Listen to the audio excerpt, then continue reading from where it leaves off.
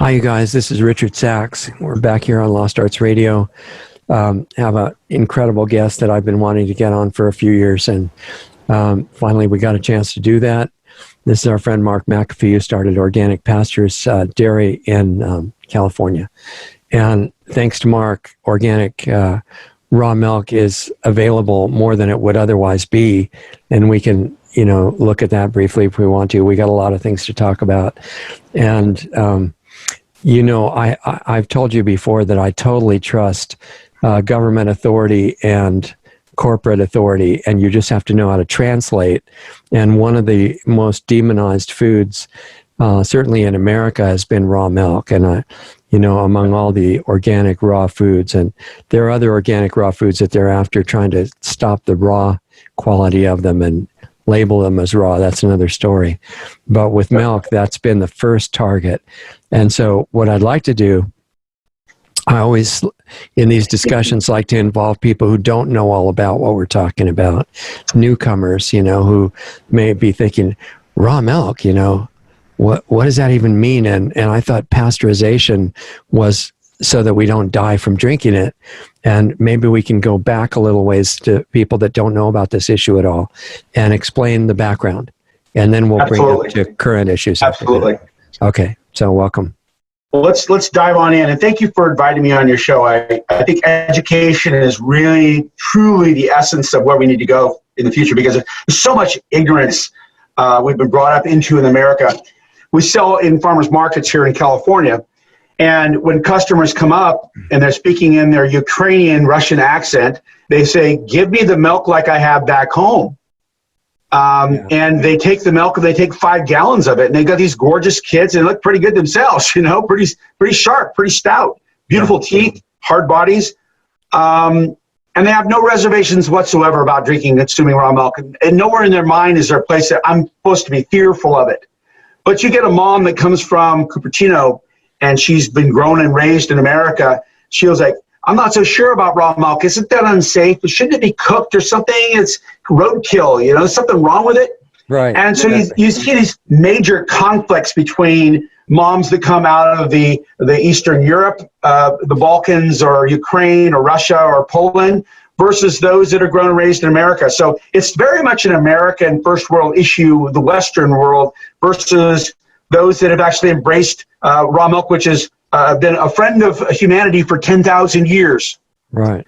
Yeah, people in our culture think, well, wait a minute, it could have a germ in it. What would happen if in that case? Well, what's interesting about that is it's got lots of germs in it, and those germs are absolutely critical to our health. Right. And those germs are bacteria, there's a biodiversity of beneficial bacteria, much like yogurt, except much more biodiverse. Yogurt has maybe 4 or 5 different kinds of bacteria on a good day. Yeah. Raw milk has 100, 100 different kinds of bacteria. And the food and biological matrix, the biome, the living biome of 2,500 different kinds of proteins, they're alive and well. They haven't been denatured. And so raw milk is not just a food. Raw milk is a biome transplant. Right. Let's think about what raw milk is, and then we'll get into the history of it a little bit. But think about it. Raw milk is the first food of life. The first food of life. A baby is born. It doesn't have an immune system that's worth very much. It's very, very weak immune system. Mm-hmm. And how does it get its immune system bolstered and built? Well, it's that bridge from mom. It's that biome transplant that mom gave it from the mammary gland, from the goat, the sheep, the horse, the reindeer, the cow, the mother human. Give milk through their glands, their mammary glands, to their babies to transfer immune system and all those proteins and all those things that are critical to defend it against the threats that come on when you have no immune system, right? So it's incredible what goes on at that delivery, at that time when you get colostrum and then raw milk that actually transfers the immune system from the mother to the baby. And so raw milk is much more than a food. It's a biome transplant for the gut. It builds the immune system. It defends the baby against viruses, including rhinoviruses and coronaviruses and all kinds of viruses, the common cold, flu, all those things create that gut biome, which is 80% of the immune system, by the way, which defends the baby against all threats. all threats by adapting quickly to overcome whatever threat's coming and go faster than the threat to beat the threat and win. If it wasn't that way by a million years of evolution, we'd all be dead. We wouldn't have thrived in perpetuity.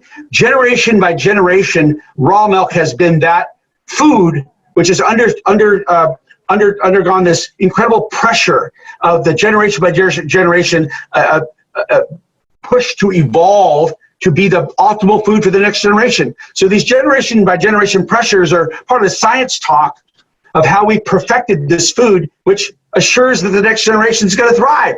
So that's on top of the food, the fact that there's so many things in raw milk that actually benefit the immune system, but it also nourishes completely. So it is a whole food that does all kinds of wonderful things for us. And by the way, when you pasteurize it at 160, 170, or 280 degrees, that system is annihilated, completely annihilated. Very, very few of these proteins survive in undenatured form. The antibodies are destroyed, the immunoglobulins, all the proteins, the enzymes for sure, the probiotic bacteria, all the structures in the whole food biome that's in the milk genomics of the milk are changed and deadened to the point where it's no longer that immune transfer. So it's a powerful living food of the ages. Yeah, I've noticed that a lot of the documentation, of course, the main one cited by the vegans who say that milk is not good for you is the China study, and I've read it, and it has a lot of flaws in it, but one of the is that it doesn't differentiate between pasteurized and raw milk. Correct. Right. And if you look at the most allergenic food in America, it's listed at the FDA website, it's milk, pasteurized milk. I think they're right. Yeah, number one. And then you go to Europe, and there's 40 studies that have been done in the last 15 years by the different universities, University of Utrecht, University, the Ludwig, we can't even pronounce the last. But anyway, all these researchers in Europe have done this research on raw milk. And the kids, 80,000 kids have been studied these 40 studies. And even a meta-analysis now of the study shows that they have fewer colds, fewer ear infections, fewer asthma, fewer fever days. All these things are measurable that are chronic in America. They have dramatically less, like up to 80% less of them, because they consume raw milk and this gut biome building food. So powerful science behind this as well. You're talking about a safe way of real immunization. This is the oral pathway is the proper vaccination pathway in nature. Yeah. It's not a needle. It's not a needle. No, exactly, and especially when you consider what's in those things. But the other question that comes up a lot as a complaint about milk and why it's so terrible, maybe the worst food in the solar system at least, is that it's such a horrible idea to drink the milk of another species. How do you begin to explain about that? That may not be as horrible as they think. You know what? If you look at the history of man, it was probably, if you look at the university research done at UC Davis with the International Milk Genomics Consortium, the IMGC, which I've attended all their conferences internationally. I've gone to Aarhus, Denmark, Sydney, Australia. I've gone all over the world following the 100 researchers that look at this stuff. And by the way, I'm the only farmer in the room. I'm the only farmer that shows up to go to these research. Okay. Because I'm connected to consumers and I want to know the information so I can share with consumers, I go to the studies, I go to the source of this stuff. But it's very interesting because when you think about the origins of milk, you go back 10,000 years. You think about mankind, 5, 7, time of Christ, you pick your time. We were starving half the time. We were spending most of our time trying to figure out where we're going to kill or fish or do something to get food. Right. And food was not plentiful. It was hard to get. And a lot of farmers, a lot of hunter-gatherers, constantly scrambling to find food. And during the wintertime, people got skinny, and the rich could have food in reserve, but people starved half the time. Well, you think about it. If you had sunshine, and you had grass, and rain once in a while, and you had a cow, a goat, a sheep, a horse, a reindeer, whatever, you had milk today. You had a whole food today. And by the way, that raw whole milk was a whole food you could survive on and nothing else you needed to thrive. And it helped your immune system. And then old milk was called kefir and it had a long shelf life. And by the way, if you strained kefir through a cloth, you made cheese. So you had cheese that could be stored indefinitely. So milk in a cow or a goat or sheep or all these animals have been man's best friend. In fact, the researchers tell us they gave us a competitive advantage against those that didn't have those animals, because we had food today. We didn't have to hunt, fish, or scavenge to try to find something to eat. Right. And as pure as it may sound, those of us who have experimented with it know that you don't do well on a complete grass diet yourself. If you get it transformed by an animal like that, right, somehow they have the nutrients from the grass. They've got four stomachs and we don't. Four stomachs convert that. That could have something to do with it, yeah, because they're putting fat-based nutrients in there, especially, that are not really in the grass, at least not in a way that you can access. They converted the grass into something we can eat, and we've adapted to eat very, very well. And interesting that the vegans are really having a hell of a time. I kind of appreciate where their heart's at, but their gut's really off. If you think about mother's milk, it is an animal food. It's critical that's an example, right? That's true. That's true. So eating an animal, eatable, to develop the brain and the nervous tissue in your body and to insulate the nerves in your body, you have to have a raw animal fat. That's how you do that. And vegans that have not breastfed or deprived their children of raw animal fats, their children actually have all kinds of brain problems and nervous problems. Yeah. Well, I went through that myself, not as a baby, fortunately, but as a person really doing the research, by experimenting. And not just the reading, which I did too, but I lived this stuff. And I went through a vegan stage and then a raw vegan stage, because the raw food is like way better if you can get over the attachment to the cooking. Right. But I lost 30 pounds of muscle mass and body heat and psychological stability and all this other stuff. And I didn't want to go back to cooked food, and I thought it was an impossible issue. I wasn't going to eat meat. If I did, I would have eaten it raw. But I didn't want to do that, raw milk was the answer, and it was amazing.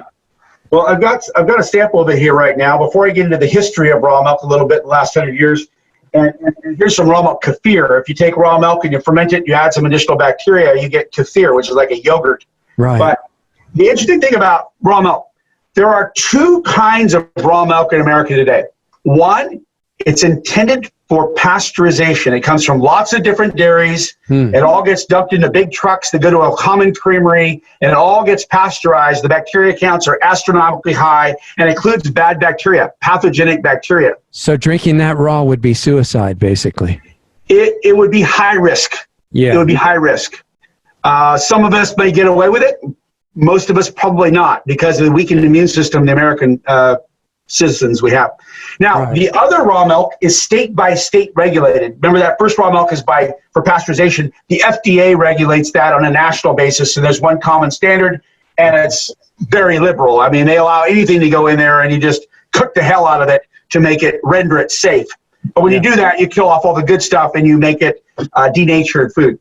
The other side of the equation is raw milk intended for human consumption. And there are state laws in about 20 states that regulate that and test it. And the other states, you have to buy the milk through some kind of an alternative pathway, a cow, or you have to use some on-farm thing. Right. But in California, Arizona, Washington State, Utah, Pennsylvania, Connecticut, Maine, South Carolina, you can buy raw milk legally in the store. And there's some other states you can, like Utah, you can as well. I'm sorry, Idaho, you can as well. But then there's a bunch of states where you have to be a part of a cow share, like Colorado. So it's just a chaotic puzzle piece of all these different rules and regulations on raw milk. In California, raw milk is 100% legal. So our products are in 450 stores, including all the Sprout stores, and it's just a #1 top seller. But it has a whole entirely different production protocol. It comes from one dairy, not multiple dairies. We test every batch every day for all the pathogens and coliforms, so we know before the milk even leaves the farm what's in the milk. That's what we do as Organic Pastures Dairy, which gives you a very, very high level of confidence that you're good to go. Well, when you say it comes from one dairy, it actually comes from a lot of dairies. It's just that each one is tested separately, so that you know that the rating for each one is separate, right? There are 5 brands in California that produce raw milk. Each one single sources from their own dairy. That's correct. They don't commingle from other dairies. That's correct. Wow, that's not much, is it? 5. Nope, 5. Well, there's Clairville, been doing it for 90 years. Yeah. They've got like 50 cows or so. There's the San Martin dairy that's got 30 or 40 cows up in San Martin, California. There's the Duvendorfen dairy up in Chico that's only milking like 20 cows. And then there's an assortment of a bunch of different cow shares that are not regulated. So it's very few, to be picked from. For 40 million people, 5 dairies is not that much. No, is there a high barrier to entry in that industry? Yes. You got to basically have a distribution system. You have to have a brand. You have to have your own bottling facility. You have to be subject to incredibly intense review and inspection by multiple agencies. Most dairymen say, screw it, I'm going to plant almonds. I don't want to have anything to do with all the guys coming around with white coats all the time doing inspections. So you've really got to be very, very transparent and intensively persistent, consistent in what you're doing, and really intend to do it well. And then they get into almonds, and the government says, well, you can sell raw almonds, you just have to cook them. That's in the last few years, It's insane. Yeah. Let me give you a little bit of history of milk so people can get an understanding of why milk has gone sideways for the last 130 years. Yeah. In the late 1800s, people were moving to the city. And when they moved to the city, they brought their cow with them. Because out in the countryside, you had the family cow, you had fresh pastures and clean water from the local river and the sunshine, and never had a problem there. But you start moving towards the mid-1800s, and you started bringing the cow with you to the town, and people in the town wanted to have their raw milk too. And so they didn't have the feed in the town. So what they had was rum and distilleries. So this distiller's mash made by the grain that was made from the byproduct of distilling spirits was being fed to the cows, and there wasn't much pasture because it all turned to muck, and all these cows trampled it to death. In downtown Boston, the Boston Commons was no longer a green place to play. It was a mud hole from all the cows that laid around in it. So it became an extremely unsanitary set of conditions in the late 1800s, 1850s, 60s, 70s, 80s, 90s, 30 years. They actually called it the milk problem, because 40% of the people that drank that milk died. The kids died. It was horrendous. Typhoid fever, tuberculosis, just unclean conditions. It was just a sanitary nightmare. But 50 miles outside of town, the Amish or whoever was out there with their cows, and the farmers out there had their cows, green grass pastures, and everything was clean and neat and nice and clean. That milk was going to the Mayo Clinic to help heal people. So you had literally polar opposites, filthy milk versus clean milk. Now, in 1893, all this blew up. In 1893, a guy by the name of Strauss brought in something called a parboiler from France, which Pasteur was using to cook alcohol, cook beer and wine to make, what was beer? It was fermented to get rid of bacteria because it was interrupting the yeast and the sugar. Right. So the yeast and sugar makes alcohol, and the bacteria screws it up. So they were cooking things to kill off the bacteria. So they used these parboilers and these downtown depots where they brought this filthy milk in and cooked it. And overnight, within a few years, only 10% of the people died, not 40%, because they still had problems with the quality of water. But it was a big transition towards better. At the same time, in 1893, there was a Dr. Coit, C-O-I-T, Dr. Coit, who was a pediatrician, and he had lost a son from filthy milk, but he knew the value of clean milk. So he started the American Association of Medical Milk Commissions, the AAMMC, which was physician boards that went out and certified dairies that they were clean. They had pastures, they had sunshine, clean water. They checked the bacteria in the milk to make sure it was low. They had microscopes to look into the milk. And then milk was actually going to clinics like Mayo Clinic and other clinics, and was actually very highly prized and of high value. And at the highest point, I believe there was over 1,000 dairies in America that were certified by the AAMMC and Dr. Coit. Now, the last dairy to be certified by the AAMMC was the Altadena Dairy in Los Angeles, and they produced the last gallon of milk in May of 1999. Wow. And so, what happened to those guys? Where did they go?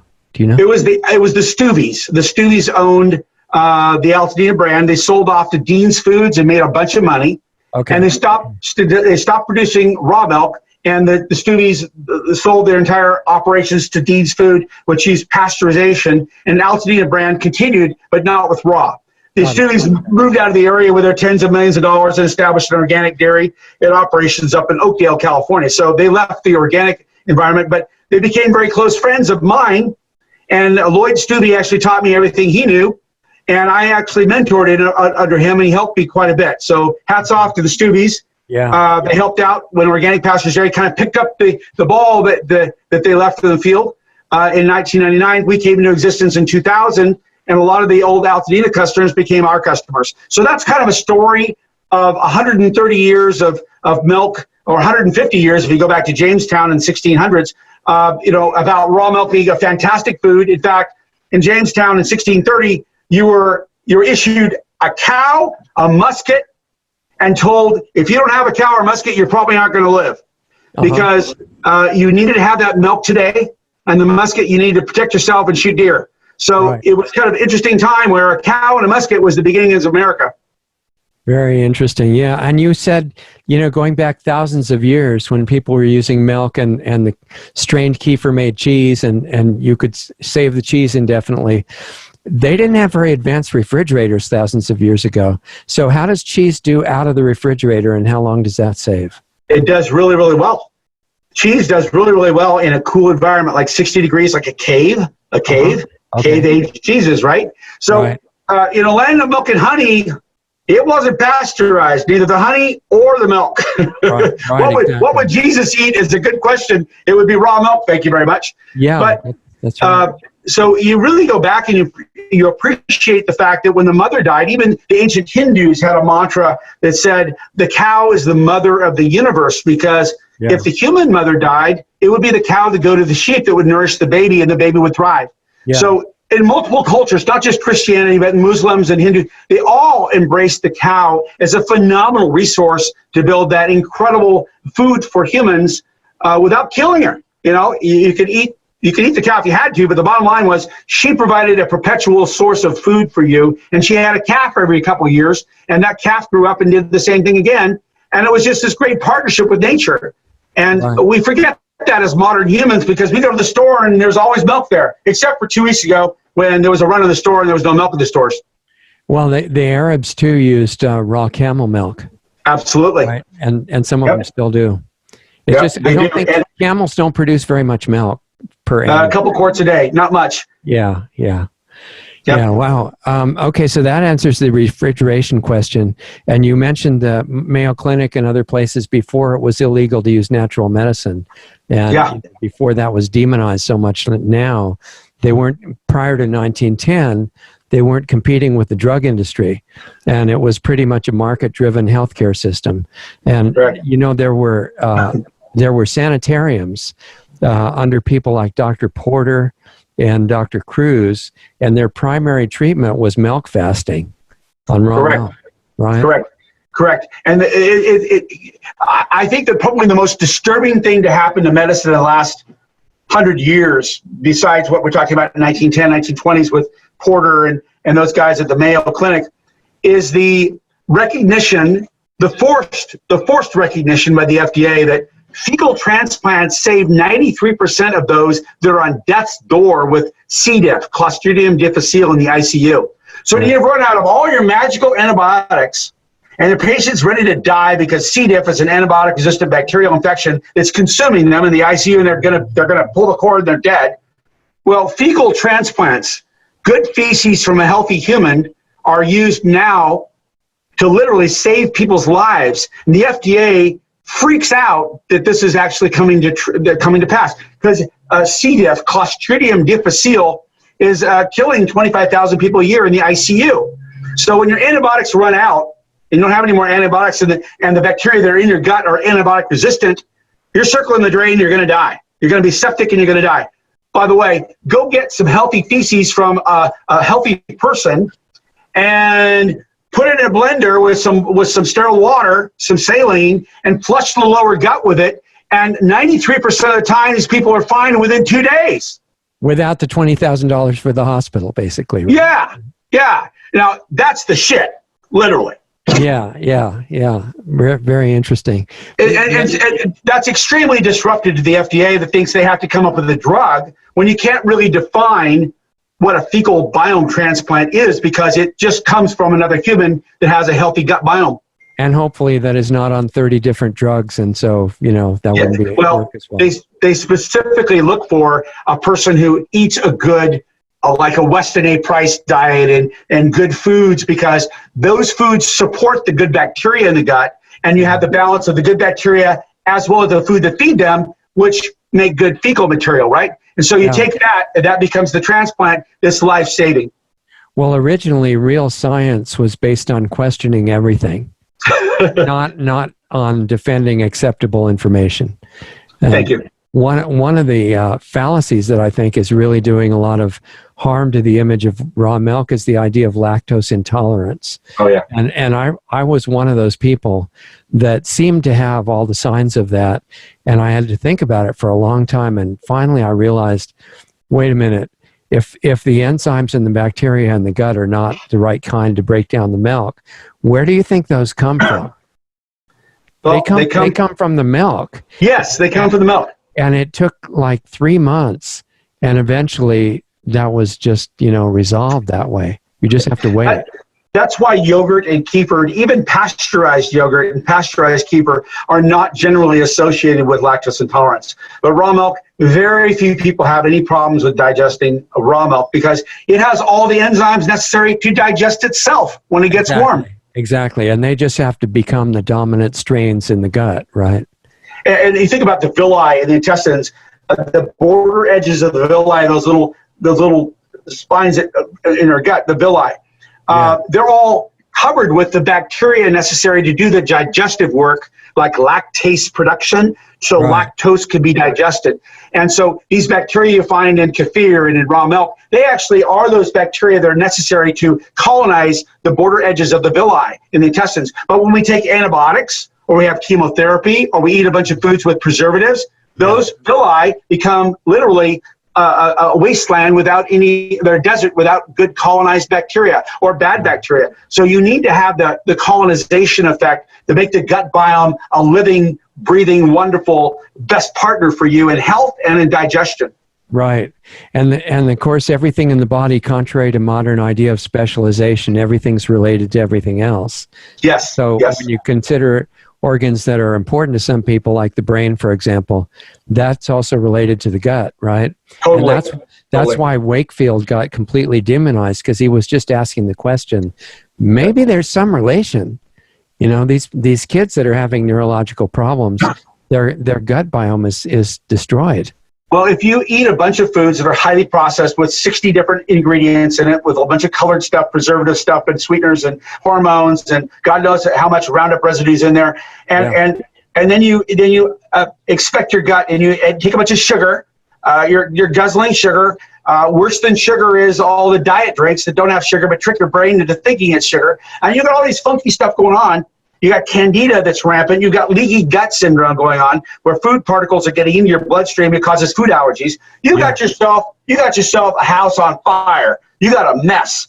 So fixing the leaky gut, getting your gut biome back intact with a good mucosal lining and all your villi with a good colonization going on, that's the work of raw milk kefir. That's the work of bone broth. That's the work of all these whole foods. That's kimchi and sauerkrauts and all these wonderful whole foods, the foods of the generations, good meat from grass-fed cows. Those things build the gut biome so you don't have all these problems. But right now we have a major problem because the immune system, the digestive tract are all one.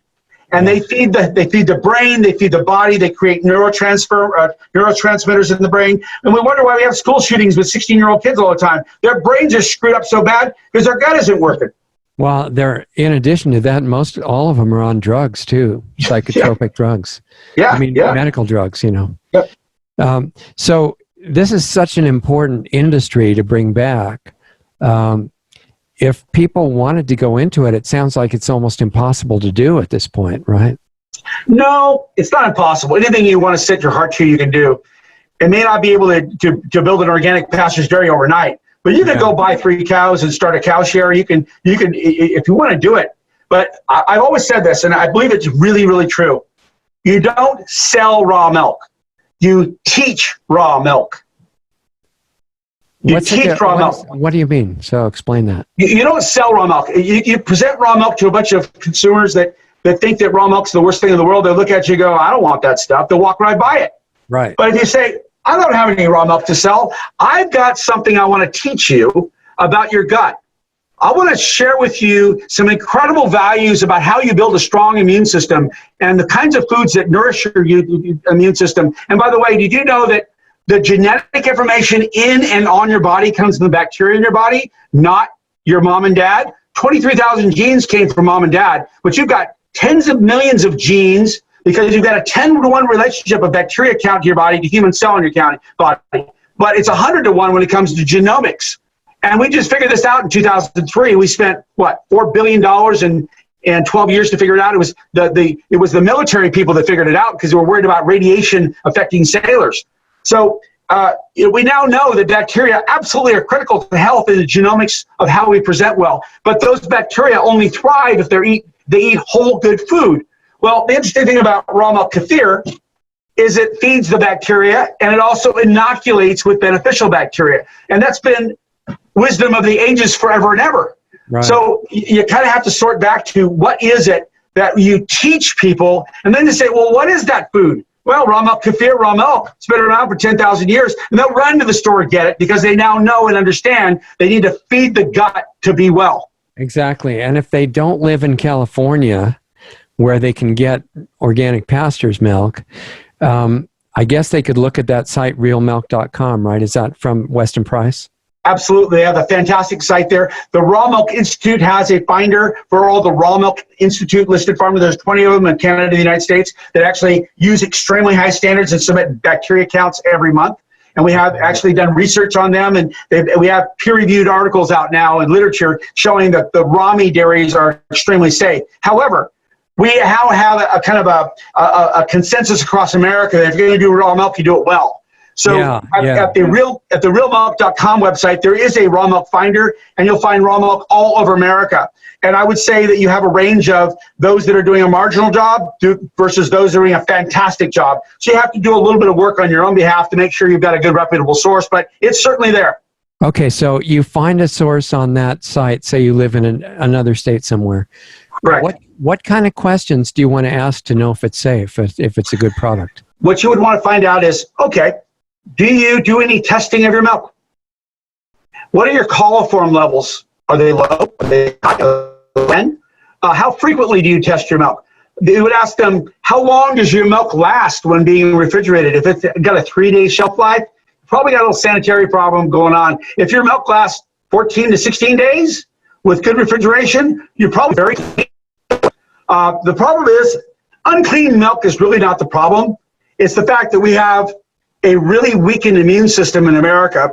As a host, bad bugs can make you sick really bad and make some kids really sick because our immune system has been pounded with antibiotics and we have weakened immune systems. So you want to make sure that milk you have doesn't have E. coli 015787, which can attack a weakened immune system.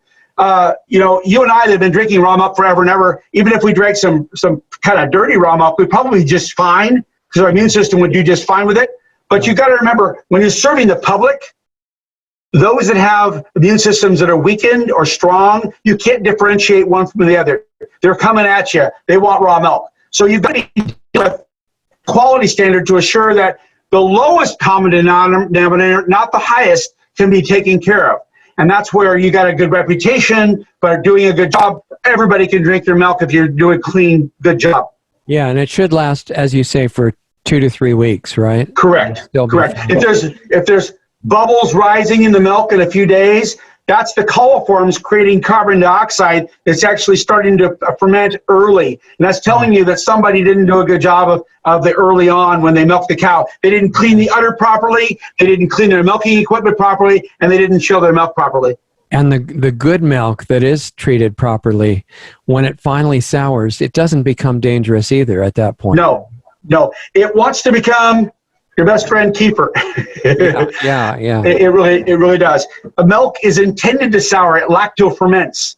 And so the way you initiate that process to make it lacto-ferment quicker is add some pasteurized yogurt with active bacteria into it if you don't have cultures, or kefir grains, or take some raw milk kefir and add it, because what you want to do is inoculate it to make it go down that pathway of fermentation more rapidly. Okay, and when it does, I guess it would tend to change, to separate, right, into it does. Solid and liquid components. It becomes the whey and the casein. The casein is the cheese part, and the whey is the fluid part. And that's the lacto-fermentation process. The pH will drop from 6.5 down to like 3.8, which gives it a protective quality, the fact that bad bacteria don't like to live in low pH milk. Uh-huh. Yep. Okay, and then if you end up with the solid part becoming cheese, for example, and you've got, 3 optional ways of saving it: cool, room temperature, refrigerated, or frozen. Right. How do those compare to each other? Well, there's nothing wrong with either all three of those. They all work. However, it depends on what you're going to make out of it, right? If you're going to make a cheese out of it, or a kefir out of it, or what are you going to do with it is the question. Well, let's just say cheese, because people, may buy raw cheese and think of what's the best way to store it. And sometimes at room temperature, there are certain kinds of molds that turn up on some of it. Oh, so absolutely. Are those okay or bad, or how do you understand what's going on there?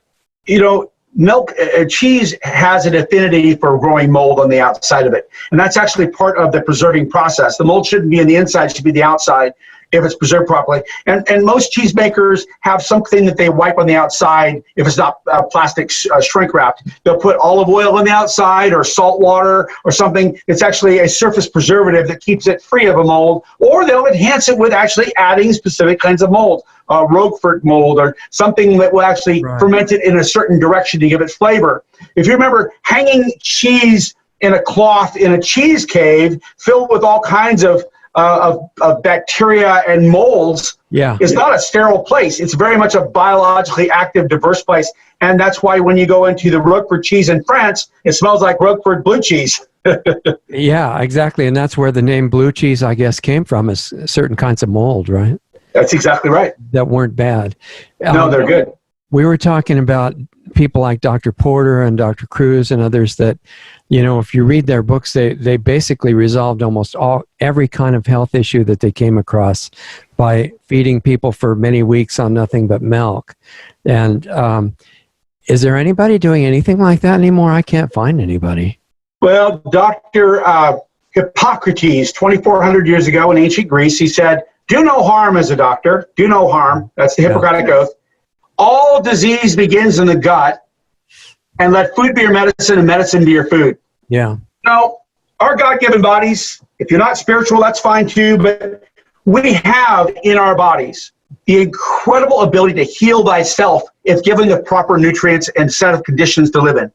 Right. Sunshine, nutrients, vitamins, nutrition, bacteria, all these things, we are given the mechanisms inside to self-heal. Self-heal. We don't need a drug to do it. We don't need surgeries to do it. Although they're helpful in some cases, we certainly need those things to help us get through a tight spot. But if we really, really think about it, we are genomically self-healers if we have the correct fuel. And that is something that we've defueled our system. We haven't given the right kind of food to our bodies for it to heal properly. Modern sugar-rich foods with antibiotics and preservatives are the antithesis opposite of what you need for your biome to thrive. Yeah. But yet we're addicted to it, and we're being fed it every day by this culture we have of buying food at the store.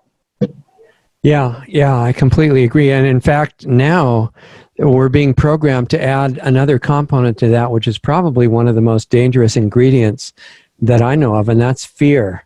And when you go outside with the programs that are going around, it's like people are just terrified. If a germ gets them, they've had it, and there's nothing they can do. And they may wait to destroy the whole national economy, just keeping people in terror. And it seems to me that there are other approaches that might be better. Well, I think that the natural immunity process is per oral. It's what we eat. It's the inoculum of biodiversity.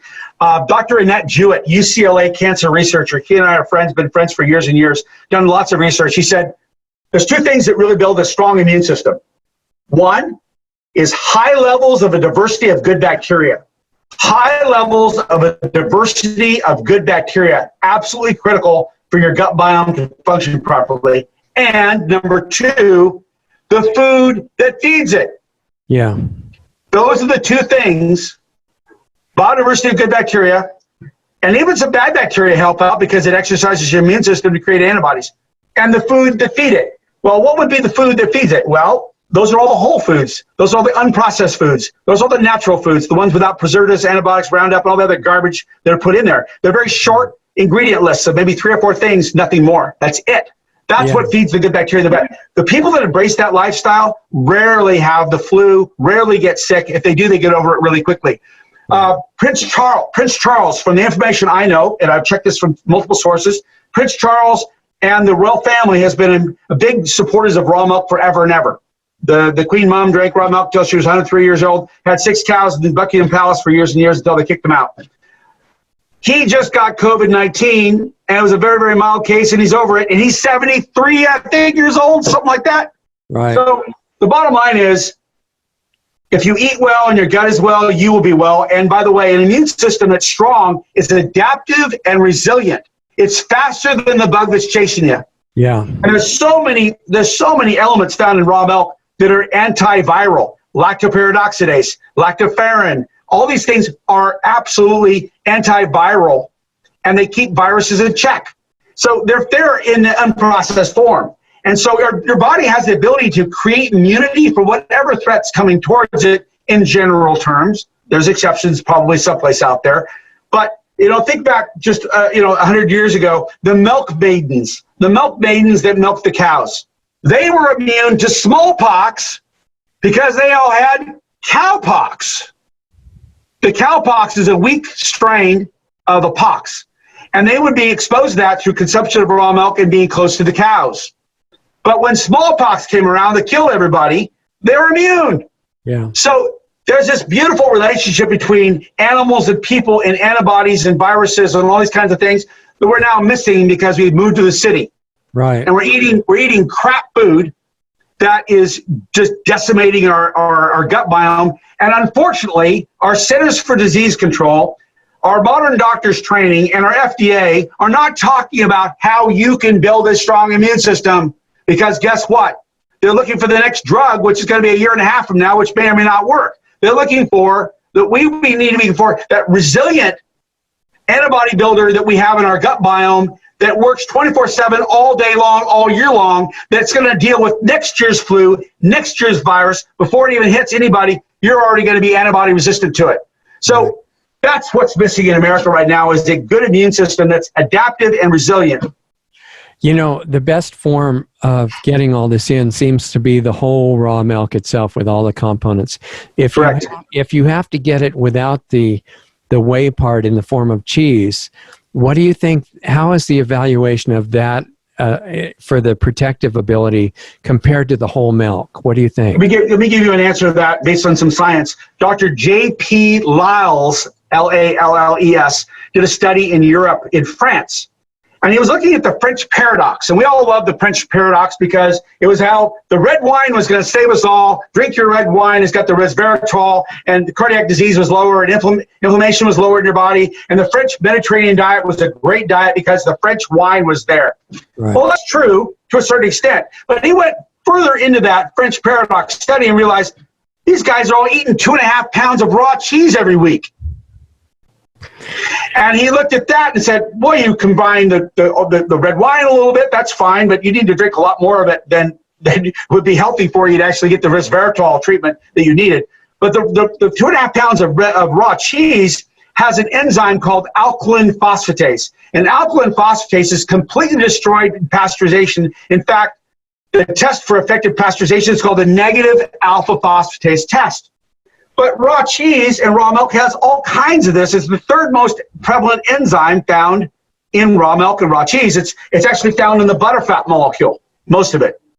So like 50% of it's carried in the butterfat molecule. So here he is in the French paradox saying, This is a peer-reviewed research paper, by the way, PubMed, NIH, highest standard of review, showing, hey, the French paradox, the people that eat this Mediterranean diet with all this raw cheese have this enzymes and have these wonderful elements that are not denatured by pasteurization. They are probably a bigger part of the reduction of inflammation and resistance to infection than perhaps other factors. So there's science behind that, big time. Yeah, so if cheese is the only form you can get, it's still super valuable. Make sure it's truly raw cheese, not some fake raw cheese that's been thermalized at 135 to 440 degrees and then calling it raw. Make sure it's actually raw. 160. I mean, I've called, we don't have to mention them here, but I've called the biggest distributors and producers, and they say, yeah, 160, it's raw, and we know it's raw because the government says so. And that's the end of the question. That is the biggest crock of crap and a lie to your straight bold to your face that ever existed. Anything that gets about 110, 115 degrees, you start losing stuff real fast. In fact, in our bodies, a fever above 106 actually kills brain cells. It starts decoupling enzyme action. So really, I mean, truly raw is body temperature or less. Yeah, yours is like 103 or 102 or 3 maximum, I think, right? Yep, that's right. Yeah. So I promised you I'd watch our time because I know you have to go. So what do you want people to remember other than your site, organicpastures.com, as a bottom line to use as guidance in all this stuff? Raw milk is the first food of life. It's literally a fantastic food to build your gut biome. 80% of your immune system is your gut biome. And if it's healthy, you'll be healthy. If it's healthy, you'll have you'll have a resilient immune system that deals with most any threat coming towards you if you embrace a whole food diet. Get away from the sugars, get away from the antibiotics, get away from all the preservatives and the highly processed foods with lots of ingredients and ingredients you can't pronounce. If you can't pronounce it, don't eat it. Yeah, exactly. That is the survival, that is the mantra for today. You need to build your gut biome to be well. Raw milk is a fantastic food to do that. That's its intent in life, is to build an immune system that did not exist before. And raw milk kefir is superfood for the gut. Yeah, we got to make some little changes in the regulations so that you could sell all your products nationwide. We're working on it. Are you? We're working on it. I think what we need to do is put a lot of pressure on the FDA and just tell them that, guys, it's not working for us. We're not going to take drugs. Drugs don't create immune systems. We need whole food nutrition. And by the way, your super allergenic pasteurized dairy ain't doing it for us. We need raw milk. And by the way, they figured out the science on how to absolutely assure extremely low risk. And by the way, using FDA approved tests, the AOAC lab tests are FDA approved for pathogen testing. They're there. You get all the data back in 36 hours. All 4 data points: Campylobacter, Salmonella, E. coli 015787, and Listeria. All data back in 36 hours. So there's no excuse for not having very, very safe raw milk, including those things that might concern the FDA. Right, and they've invented something called refrigerated trucks now. So yes, they have. Actually do it.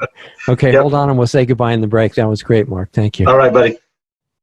Okay, you guys. Well, I thought that was great. There goes Mark McAfee from Organic Pastures, and website organicpastures.com if you want to look at that.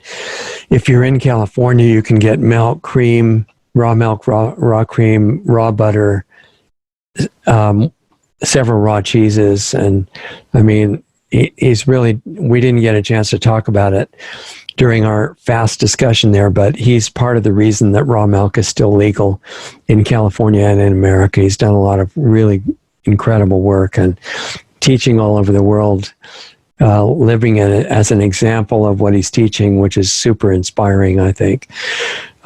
Great person, deserves everybody's support. If you want, if you can't find good raw milk where you are, organic raw milk, and it has to be organic, non-organic, I don't think would be safe to drink. And organic milk that's pasteurized, I don't think that's a very good thing either to consume. The organic idea is good, but doesn't go far enough. And so if you can't find good organic raw milk, you can get your health food store to order organic raw cheese from Organic Pastures. And the reason that, as he said, it's not as good to order it from most other places is that it says raw on it. And I'm not going to mention the biggest producer of it. It's a farm conglomerate where they process it together, and they say raw, and the government says, yeah, it's raw because it's not boiled to death, but it's 160 last time I talked to them, and it says raw cheese, and it's not. I don't think it's a good thing to eat at all, so I wouldn't recommend that. But you can get your health food store to order Organic Pastures raw cheese, and I've checked it out so thoroughly and talked to all their guys and the technicians at their processing lab and everything. It's really well done. And it's good to know that it saves in refrigeration and even in cool storage for a long time. So, this is a great health service, in my opinion, what Mark and Organic Pastures are doing, and they need to be appreciated all over the place. So hopefully we'll have him back. And like I said, in my own experience, having been vegan and then raw vegan and really not wanting to eat meat because eating meat's not really very good for the animals that are eaten. I mean, if you were one of them, I don't think you'd vote for it either.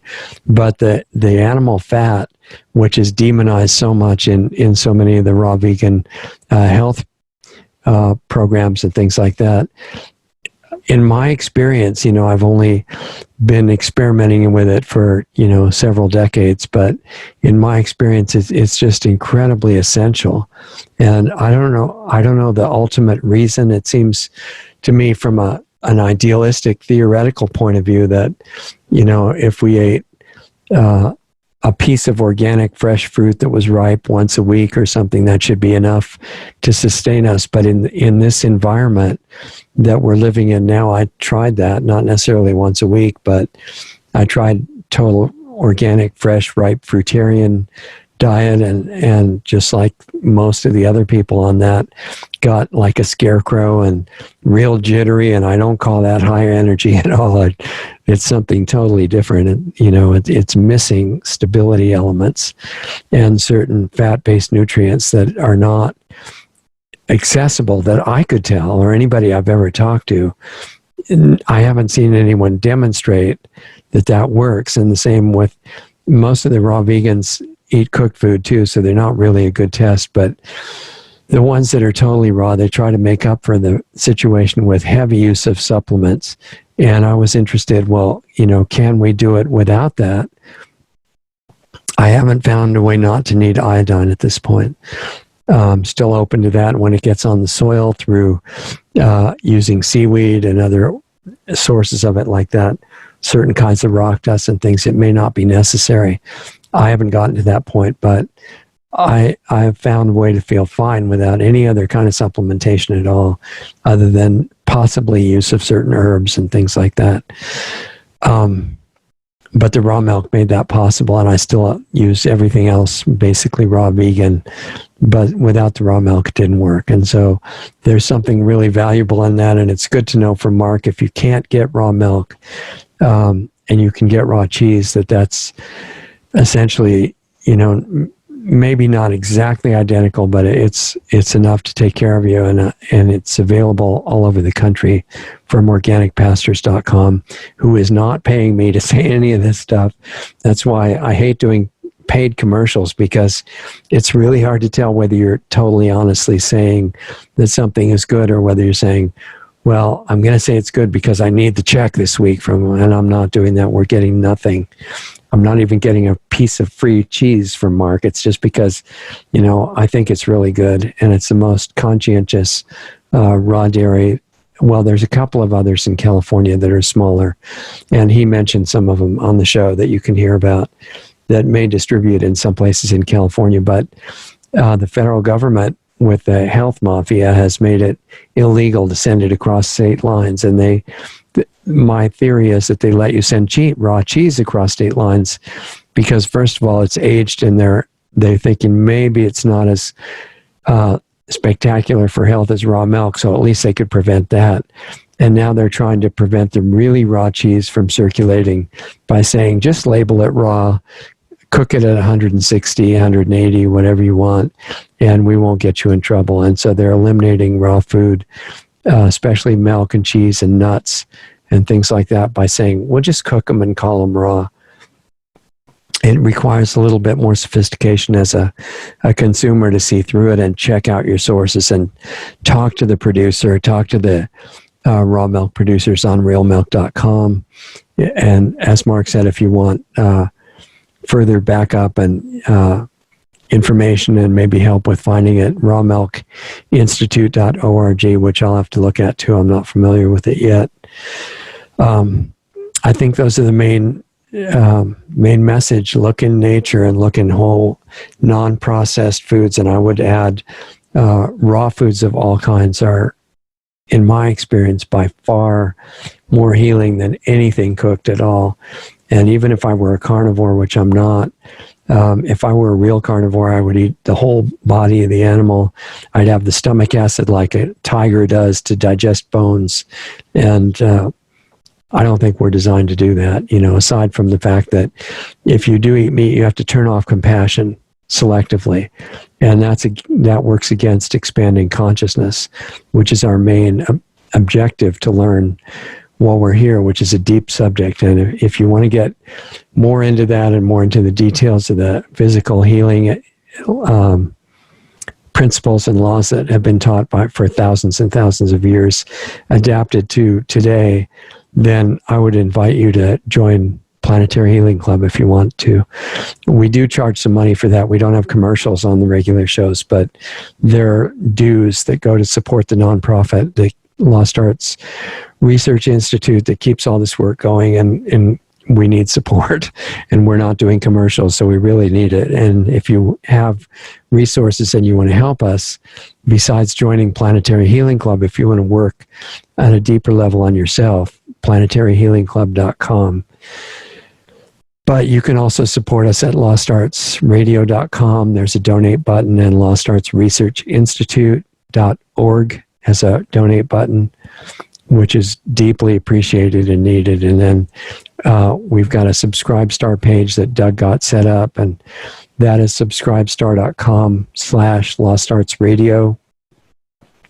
You can see all the different levels of support that are available there and what you get for each one. It's, we're just hoping that this is reaching somebody that values it, and so we can get enough support to keep going. And hopefully, if it's really successful in bringing up funds from those who want to support us, we can go ahead and build our school, which is one of the projects that we've got on hold pending finding the money to do that. It has to be clean source. It can't be with strings attached or anything like that. But if you want to see more about that, look at lostartsresearchinstitute.org. In case we disappear from the main platforms, which is always possible in the atmosphere of censorship, which is intensifying noticeably right now, then go to, while you're still thinking of it, before you forget, go to brighteon.com, brighteon.com/channel/lostartsradio. It was started by a friend of ours in a format that is not going to be censored, and you can subscribe to channels there now. It's just starting, so go to that channel, brighteon.com/channel/lostartsradio, subscribe, and you get notified, and you can get on our mailing list in case you can't find us anywhere else, and you can sign up on that with a name and an email address so we can stay in touch. And we're not really using it right now, but it's available in case we do get cut off, and that's at lostartsradio.com. Name and email address, you'll find it easily there, or write to info@lostartsradio.com. And if you have questions or show suggestions or anything like that, we have a live show on Saturdays, which is 4:30 Pacific, 7:30 Eastern Time, called Lost Arts Radio Live, usually relevant to current events or current issues in the news, or that should be in the news.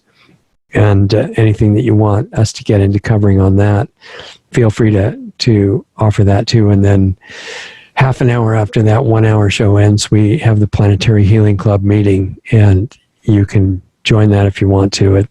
It's about physical and other levels of work on yourself that will help you to get through everything that's happening right now a lot easier in a group that is supportive of that. That's at planetaryhealingclub.com.